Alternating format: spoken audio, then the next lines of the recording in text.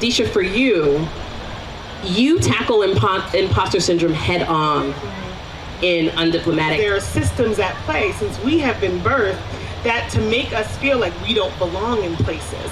And we have absorbed these systems, and next thing you know, we're like, well, I'm not capable, you know? So to me, it was important to write a story that was current about, you know, me working in the White House, going there as a college dropout, community college student back at 31 years old, and climbing to the top, because I wanted to demystify the fact that my achievements erase my imposter syndrome. I was at the White House, it was great, it was amazing, but I got addicted to the high of having to keep achieving, so I kept feeling better. And so I had to, you know, kind of get a grasp with that. And I think that I have a relatable story, and people listen to me, and they enjoy my story enough to say, she's being real. And I'm not saying you have to, you know, go be a CEO of somewhere. That's not gonna cure it. Toyi, has there been a moment where you've experienced imposter syndrome? Yeah, all throughout my career. Writing is a second career for me. I started my career the first 20 years as a corporate executive, and it is that constant chase of, if I get the promotion, I'm good, and if I don't, I'm not.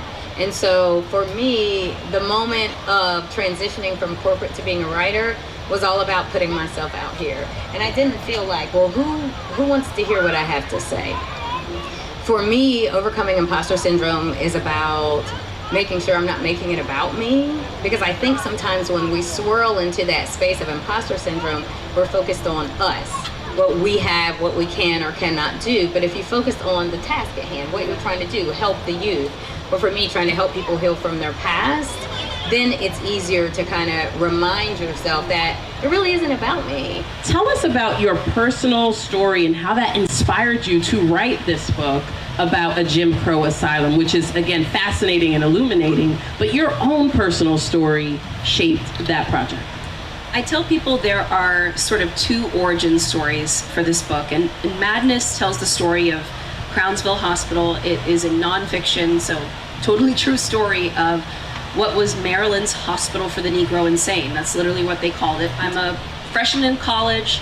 I'm really interested in the history of mental health. I stumble into some classes and I keep noticing that no Black people are ever mentioned in these courses on psychiatry and medicine. And I knew something was a little wrong with that because I come from a family with a history of mental health challenges. So I knew there were Black patients in these hospitals. I knew there were Black doctors and nurses who went to work in all these places and tried to save people's lives. And so I think me and my siblings are kind of part of this generation of my family that's trying to break that cycle, undo a lot of those patterns, and talk openly about all these things. We want to talk about our mental health.